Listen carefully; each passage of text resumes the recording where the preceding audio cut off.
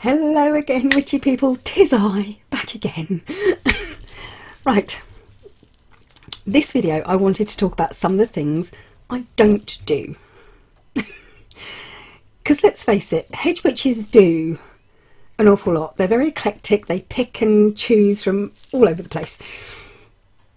But there are some things in general that we don't do. First and foremost of those, skyclad. We don't do that. We don't do nudity, and there is a reason why. Think about it this way. You are a witch in the deepest, darkest forests of, let's pick some at Scotland, say, up north.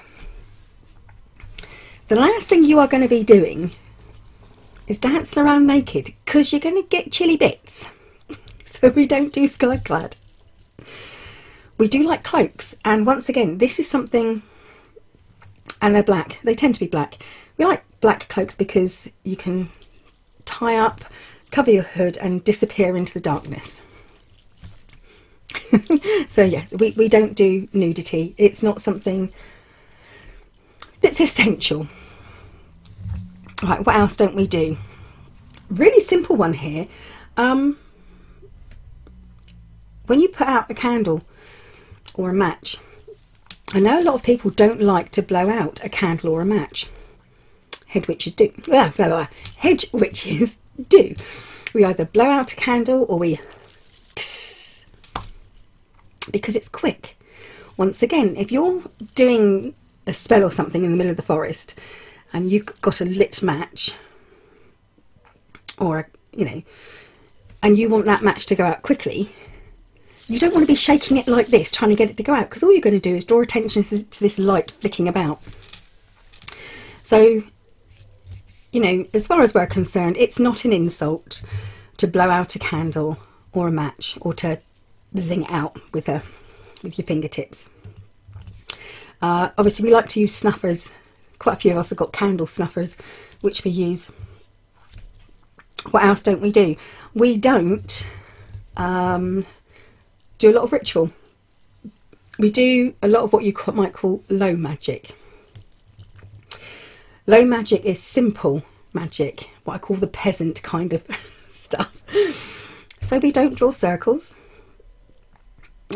We can sometimes, but we're quite happy to draw a circle around ourselves with salt or something if we need instant protection for something. But in general, we don't do big rituals. We have no need for it. We don't follow a lot of correspondences unless they mean something to us. So, okay, there are certain times you can gather certain herbs and such like, simply because they're growing at that time of year. There are certain times of the year that obviously it's easier to contact the dead, for instance, or contact the realm of fairies or the fae. And certain moon correspondences, we follow those. But another thing that a lot of hedge witches don't do is coloured candles. We don't do coloured candles. A candle is a candle is a candle is a candle. And you think about going way back, we can add herbs to our candles, but we tend not to, we don't need coloured candles. Not that we do have coloured candles because they're pretty, but we don't use coloured candles for specific reasons. And this is partly why I say that being a hedge witch is being a lazy witch. There's so much that you don't have to do. I mean, some hedge witches will decide that that's, that they want to have those Wiccan principles of being skyclad or following certain rituals.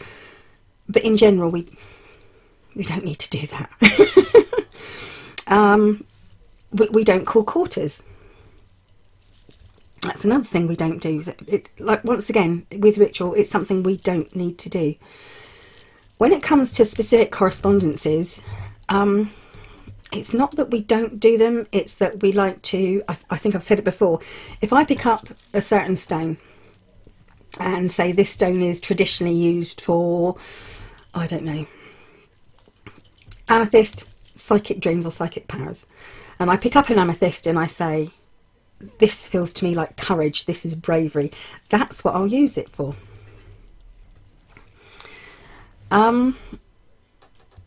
We don't share. Very often we don't share. We will share basics, but true, deep, meaningful things to us we tend not to share, because once again they are very a lot of it is adapted to the way we were raised and our hereditary, where we live, who we live with, you know. So hedge witchery tends to be very unique.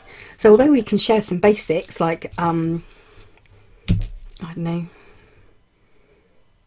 comfrey, you know, good for healing and stuff like that, we tend not to share really deep stuff. It remains not exactly secret, but it's not really relevant to other hedge witches, so we've got no reason to share it. It's only relevant to ourselves. So it's not really secrecy that we're not keeping secrets as such. We are only sharing what's relevant for other people.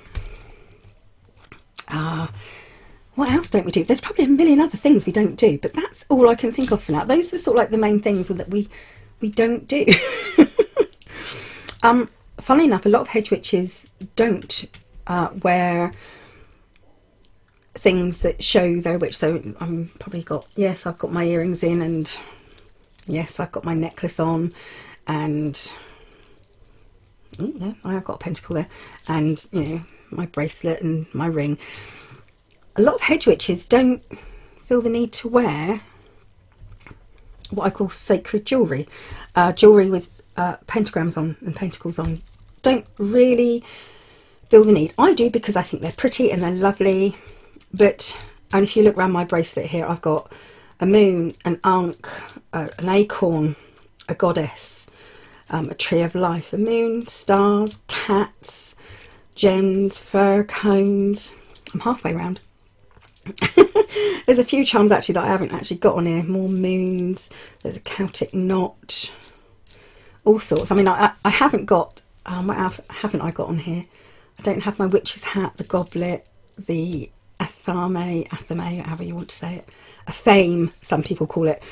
I call it an athame. It's just what I find easiest to say. So yeah, there's like lots of different symbols within my jewellery, not just the pentacle. But I do like pentacles. I tend to wear quite a few usually. We don't have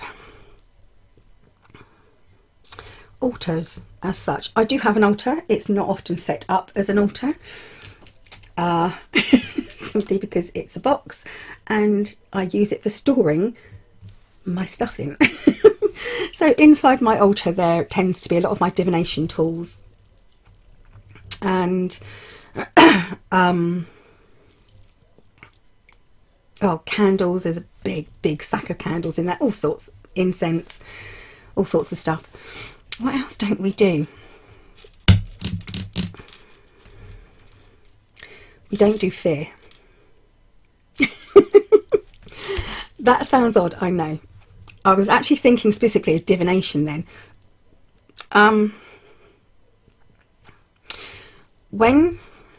If you're a hedge witch who has that, you're straddling the hedge to the undead, the world of the dead, the undead. Yeah, I'm all zombies here.